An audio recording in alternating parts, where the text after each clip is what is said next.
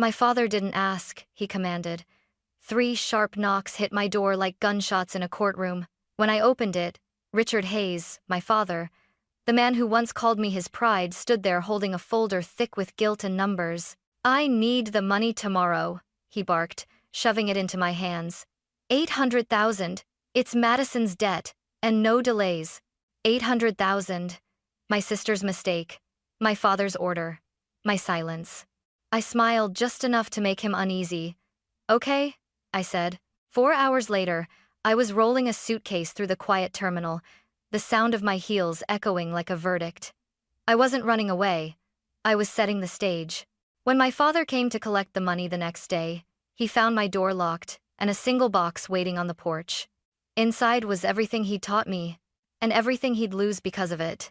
He stood in my living room like he owned the air itself. Richard Hayes, my father, the man who could make a room smaller just by breathing.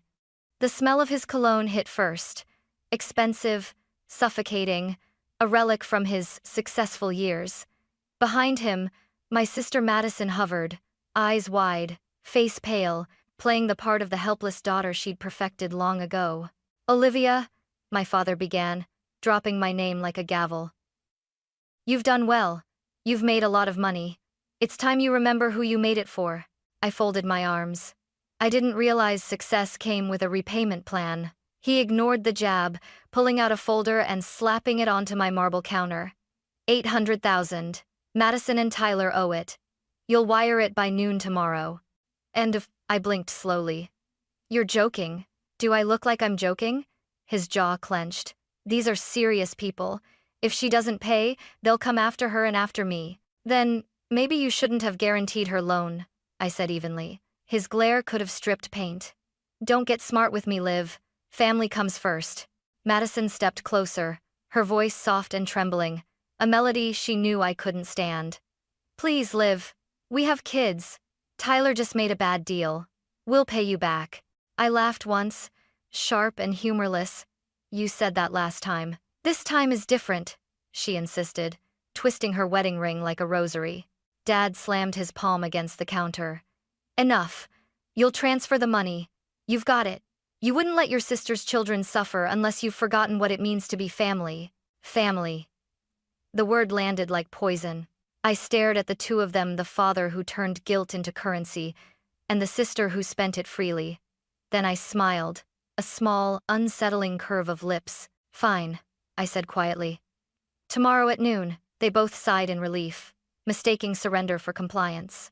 Madison hugged me lightly, rehearsed, and my father patted my shoulder as if he'd just closed another business deal. When the door shut behind them, the silence in the house changed shape. It wasn't empty, it was alive. I sat down, opened the folder, and looked at the debt. $800,000.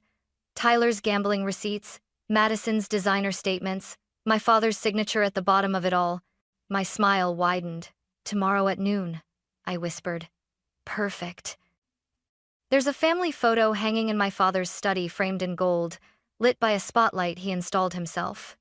In it, Madison is smiling like she invented happiness. My father stands tall behind her, and I'm off to the side, cropped slightly by the frame. That photo says everything you need to know about us. Growing up, I learned early that love in our house came with conditions. Madison cried, and Dad fixed it. I succeeded, and he warned me not to show off. When Mom died, he didn't fall apart, he just redirected every ounce of his grief into protecting Madison, the fragile one. I was the strong one, the responsible daughter, which really meant the one we can drain without breaking. I paid for Madison's college when Dad couldn't. I helped cover their wedding when Tyler's startup crashed. I even bought their first house, though the deed sat quietly in my LLC, not their names. Every favor was another knot in a rope I didn't realize I was tightening around my own throat. Dad always said, "Family first." But in his language, family meant Madison first. The more I built my own life, my consulting firm, my apartment overlooking downtown, the more he looked at me like I was betraying him by standing on my own. Independence was an insult. Self-respect, an act of rebellion. So when he slammed that folder on my counter last night, I saw more than debt. I saw a pattern. I saw the way he'd used love as leverage for years, and the way Madison had learned to weaponize her weakness. I poured myself a glass of water and stared out the window at the city lights, wondering how many other daughters had become their family's safety net, how many women like me had been trained to call it duty. $800,000. A sister who wouldn't change, a father who wouldn't stop, and me, the daughter who finally would. By the time the clock struck midnight, my decision was made.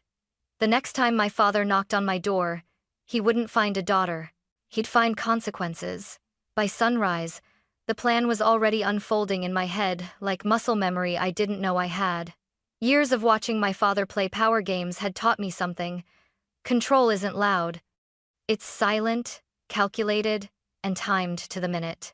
I opened my laptop and logged into 3 accounts: personal, business, and one I'd opened quietly under a different LLC. Madison and Dad thought I was just a finance girl. They never realized I'd built entire empires out of other people's chaos. First step: secure what's mine. I froze the joint trust Dad had quietly attached his name to last year. Just for convenience. The convenience was over. Next, I transferred my personal funds to a new private account, disconnected from every family entity. Then, I called Laura Bennett, my attorney and oldest ally. "Tell me you're finally doing it," she said, half asleep but already awake. "I'm done financing their mistakes," I replied. "Good. Do you want quiet or dramatic?" I smiled. "Both." Within an hour, she'd executed every instruction we'd planned months ago, back when I'd first confessed I was considering cutting ties. Title transfers, power of attorney cancellations, revoking signatory rights. Each click was a small freedom signed in pixels. Then came the box. A simple cardboard box, the kind you'd use to move apartments or hide ghosts. Inside, I began to build my message. A copy of every wire transfer to Madison and Tyler. Screenshots of every desperate text from Dad. The deed to Madison's dream home under my name, and a single cashier's check for $10,000. On top, I placed a handwritten note. "You always said family comes first, Dad. But maybe family should come honest first. What you'll find inside isn't revenge, it's a receipt." I sealed it with clear tape, the sound sharp in the quiet room. Then I booked a flight to Maine. One way. As the confirmation email pinged my inbox, a calm I hadn't felt in years spread through me. For once, I wasn't the solution. I was the consequence. By 9 a.m., my suitcase was packed: passport, laptop, a single photograph of Mom and me at the lake. 4 hours from now, my father would be pounding on this same door, demanding money. He'd find only silence, and a box with his name on it. The city was still half asleep when I pulled out of the driveway. Dawn smeared the horizon in pale orange, the kind of light that makes everything look clean, even the past. My suitcase sat on the passenger seat, humming softly with every turn. Inside it, there were no heirlooms, no trophies, no reminders of what I used to call home, just essentials and freedom zipped tight. The airport was almost empty. Businessmen moved like ghosts, clutching briefcases. Parents whispered over sleeping kids. No one looked at me twice, and I liked it that way. I was invisible, something my family had only ever pretended I was not. While waiting in line, I glanced at my phone. 10 missed calls from Dad, 4 from Madison. One message: "Dad, remember who made you who you are." I turned off the screen. For once, I didn't need reminders. Security was quick. The officer smiled, asked where I was headed. "Maine," I said, "starting over." He nodded like he'd heard that before. Maybe he had.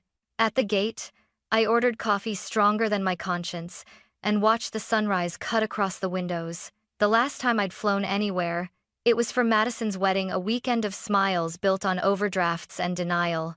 Now, I was flying toward silence. When they called boarding, I didn't look back at the terminal.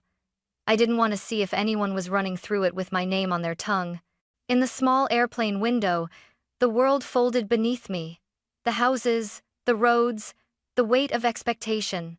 I thought of my father standing in my living room hours from now, confident, impatient, ready to collect. He'd knock, he'd shout, then he'd see the box.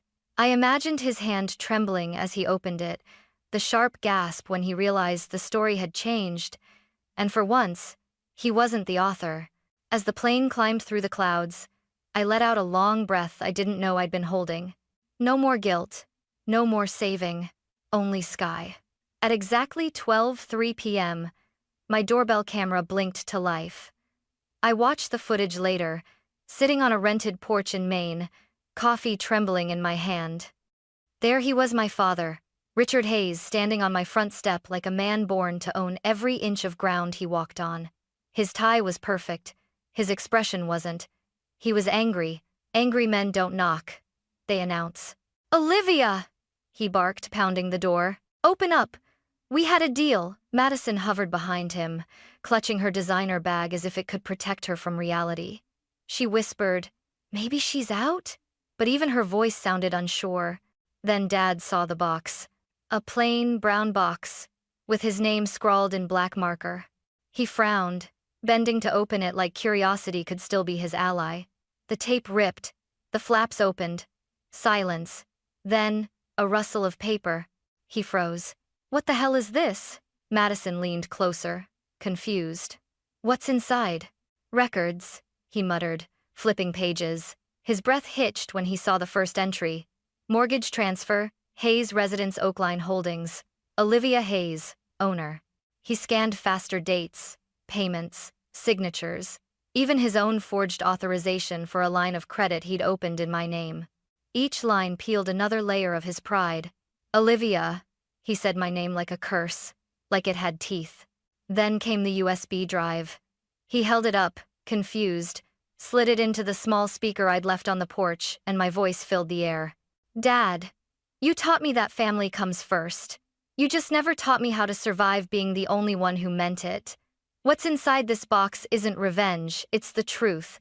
And the truth has receipts." Madison gasped. "She recorded us?" He didn't answer. He was staring at the photo I'd left on top, the two of us at the lake, before everything turned into transactions. His fingers shook. Then came the note, my handwriting clean and calm. "If you ever loved me for who I am, not for what I can fix, you'll stop knocking on my door and start looking in a mirror." For the first time in my life, I saw him break. Not yell, not threaten, not lecture, just break. His shoulders fell. The box dropped from his hands. Madison started crying, not for me, but for herself. "What do we do now?" He didn't answer. He just whispered, "We lost her." Then he turned, stepped off my porch, and left the box behind. At that same moment, 1,400 miles away, I sat by the window of a quiet cafe, watching the tide rise, and whispered back, "No, you lost control." By the next morning, the silence had shattered. My phone new number, new SIM buzzed with updates from Laura, my attorney. Each message was short, clinical, surgical. "Laura, Hayes Supply Board voted emergency audit. You were right about the missing funds." "Laura," Madison called, screamed about betrayal, then asked if you'd still pay her rent. "Laura, they froze your father's company card. He's furious." I set the phone down, let the waves fill the gaps where family used to live. Back in Austin, the collapse began. Dad's business partners wanted answers. Madison's picture-perfect life started cracking under the glare of gossip. Screenshots of her social posts leaked vacations, luxury bags, financial hardship, hashtags. The comments turned venomous fast. "Must be nice to struggle in designer heels." Tyler disappeared first. A business trip to Las Vegas that no one believed. The creditors soon followed, polite but menacing men who knocked softly and spoke even softer. Madison tried to reach Dad, he ignored her. Pride and panic were now roommates in his chest. At 10 p.m., Laura called again. "You did what had to be done, but he's unraveling, Liv." "I know," I said quietly. "He needs to." Later that night, a video clip landed in my inbox, doorbell footage from Mrs. Morales across the street. Madison was standing on my porch again, under the porch light, makeup streaked, mascara smudged into confession. She held the box, screaming my name like it could rewind time. "Liv, we're family. You can't just vanish." Her voice cracked, then softened into something small. "Please, I don't know what to do. I closed the laptop. The sound of her pleading lingered longer than I wanted to admit. But I didn't cry. Not this time. Because this was the part no one ever teaches you. When you stop saving people, you have to watch them learn to swim, or sink. 2 days later, a message arrived from Laura again. Laura, your father resigned from Hayes Supply. Board replacing him with the VP. Clean exit. I reread it twice. Relief came in strange ways, quiet, thin, but real. For the first time in my life, my father's power no longer extended to my bank account, my conscience, or my heartbeat. I wasn't the good daughter anymore. I was the woman who finally made peace with being misunderstood. It was a week later when my phone rang again. Unknown number. I almost ignored it until instinct whispered his name. Olivia. My father's voice was quieter than I remembered, stripped of its usual authority. We need to talk. I hesitated. Why? Because I finally understand what you did. The air in my small rental room went still. You mean the box? I mean everything. He exhaled shakily. You embarrassed me, Liv, but you were right to. And, for a long moment, neither of us spoke. Somewhere outside, the main wind rattled the window pane like it wanted to eavesdrop. I can't fix this, he continued. Madison's furious. The company's gone. But for the first time, I'm seeing things clearly. You were never the problem. I was. I leaned back against the wall, closing my eyes. The man speaking wasn't the one who had ordered me around like an employee. He sounded human. Dad, I said carefully. I didn't want to destroy you. I know, he said. You wanted to wake me up. Consider me awake. His voice cracked. Do you know what Madison said to me yesterday? She asked who was going to save her now. And what did you tell her? I asked softly. He gave a hollow laugh. I told her she'd have to learn what saving herself feels like. I didn't respond right away. My heart ached, not with guilt, but with recognition. Maybe this was what healing looked like. Two people finally speaking, without the weight of money between them. I saw your mother in you that day, he said finally. When you smiled at me and said, okay, that calm, that was her. A lump rose in my throat. Mom wouldn't have let it go this far. No, he admitted, but she'd have been proud you did something I never could walk away. Silence stretched, soft but heavy. What now? I asked. I don't know, he said. Maybe we start by being honest. Maybe I stop pretending control is the same as love. I wanted to stay angry, but the truth broke something open inside me. For the first time, I heard regret in his voice. Not manipulation, not guilt, real remorse. I'll be in Maine for a while, I said, trying to remember who I was before all this. He chuckled faintly. Then, maybe one day, when you're ready, I'll visit without any folders or demands. Bring coffee, I said quietly. Not debt. He laughed a small, tired sound. Deal. When the call ended, I stared at the ocean beyond my window. The wind carried the scent of salt and new beginnings. For years, I thought freedom meant escape. But maybe it meant something simpler. A conversation without control. 3 months later, I found peace in the smallest things, the smell of coffee before sunrise, the sound of seagulls arguing outside my window, the way silence no longer felt like punishment. Maine had a way of washing people clean without asking permission.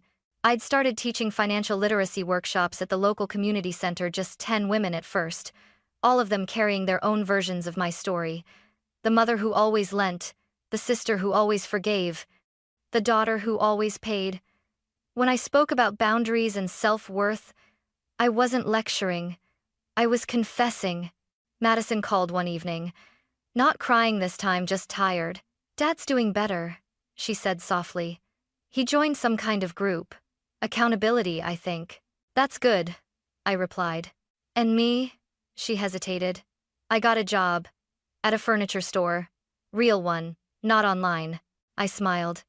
You proud of yourself yet? Trying to be, she whispered. I didn't think starting over would feel this quiet. It's supposed to, I said. Quiet means you stopped running. Then she said something I hadn't heard in years. Thank you, Liv, for not rescuing me. When the call ended, I cried not from pain, but from the strange relief of finally letting go. Weeks later, my father sent a single postcard.